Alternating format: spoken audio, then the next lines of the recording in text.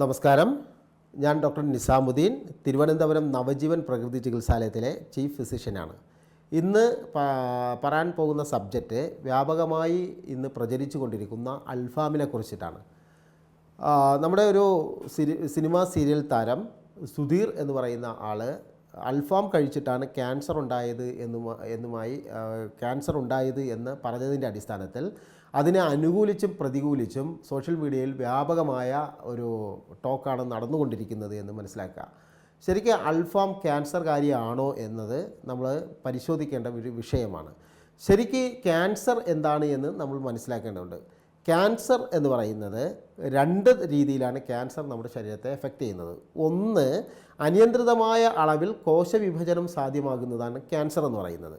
രണ്ടാമത്, വളരെ പെട്ടെന്ന് തന്നെ കോശത്തിന് പ്രായം ചെല്ലുന്ന ഒരവസ്ഥ. ഒരു പർട്ടിക്കുലർ ടൈമിൽ ഓരോ കോശങ്ങൾക്കും ടൈം നിശ്ചയിച്ചിട്ടുണ്ടെങ്കിലും അത് വളരെ പെട്ടെന്ന് തന്നെ പ്രായാധിക്യത്തിലേക്ക് എത്തുകയും അത് കൊഴിഞ്ഞു പോവുകയും ചെയ്യുന്നൊരവസ്ഥയെയും ക്യാൻസർ എന്ന് പറയുന്നുണ്ട് എന്ന് മനസ്സിലാക്കാം. അപ്പോൾ ആ അർത്ഥത്തിൽ നമ്മുടെ ജീവിതശൈലിയും നമ്മുടെ ഭക്ഷണശീലങ്ങളും അതോടൊപ്പം തന്നെ പാരമ്പര്യമൊക്കെ ക്യാൻസറിന് ഒരു പ്രധാന കാരണമാണ് എന്ന് നാം മനസ്സിലാക്കണം. അൽഫാം കഴിച്ചതുകൊണ്ട് ക്യാൻസർ ഉണ്ടാകുമോ എന്നത് വ്യാപകമായി പഠനത്തിന് വിധേയമാക്കേണ്ട ഒരു സംഗതിയാണ് എന്ന് മനസ്സിലാക്കുക.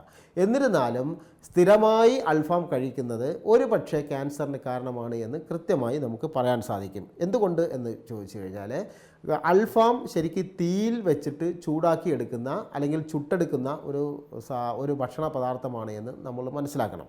ഇത് ഡയറക്റ്റായിട്ട് തീയിൽ ചൂടാക്കുന്നത് കൊണ്ട് ശരിക്ക് കരി എന്ന് പറയുന്ന ഒരു അവസ്ഥയിലേക്ക് അത് മാറുകയും ചാർക്കോൾ എന്ന് പറയുന്ന ഒരു കരിഞ്ഞ ആ ഭാഗം ക്യാൻസറിന് കാരണമാണ് എന്ന് കൃത്യമായി കണ്ടെത്തിയിട്ടുണ്ട് എന്ന് മനസ്സിലാക്കുക. അൽഫാം പോലെയുള്ള ചുട്ടെടുക്കുന്ന ഭക്ഷണ പദാർത്ഥങ്ങൾ തീർച്ചയായും വളരെ സൂക്ഷ്മമായി ഉണ്ടാക്കിയെടുക്കേണ്ട ഒന്നാണ് എന്ന് കൃത്യമായി നാം മനസ്സിലാക്കണം.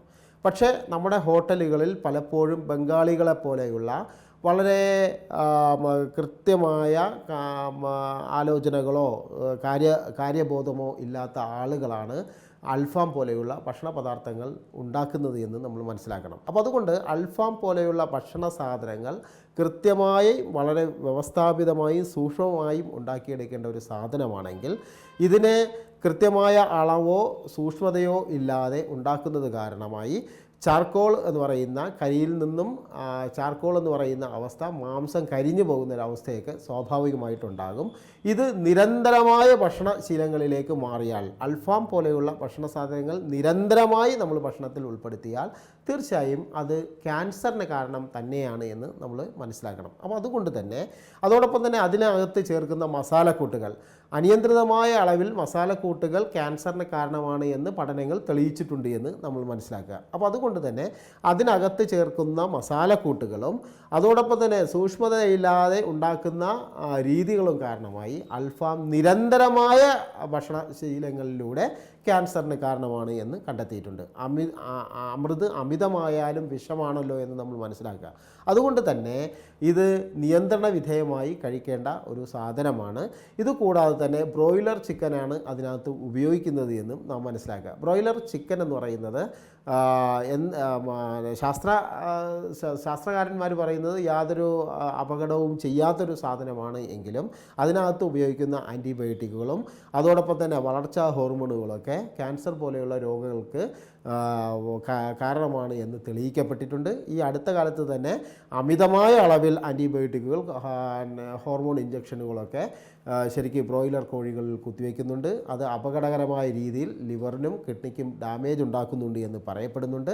അപ്പോൾ അതുകൊണ്ട് തന്നെ അൽഫാം പോലെയുള്ള ഭക്ഷണ സാധനങ്ങൾ നമ്മുടെ ഭക്ഷണശീലങ്ങളിൽ നിന്ന് മാറ്റി നിർത്തപ്പെടേണ്ട ഒന്ന് തന്നെയാണ്. വല്ലപ്പോഴും രുചികരമായ അല്ലെങ്കിൽ ഒരു സന്തോഷത്തിന് വേണ്ടിയിട്ട് വല്ലപ്പോഴും നമ്മൾ കഴിക്കേണ്ട ഒരു സാധനമാണ് അൽഫാം. അതല്ലാതെ നിരന്തരമായി സ്ഥിരമായി ഭക്ഷണത്തിൽ ഉൾപ്പെടുത്തേണ്ട ഒരു സാധനമല്ല എന്ന് നമ്മൾ കൃത്യമായി മനസ്സിലാക്കേണ്ടതുണ്ട്. എല്ലാവർക്കും നന്ദി, നമസ്കാരം.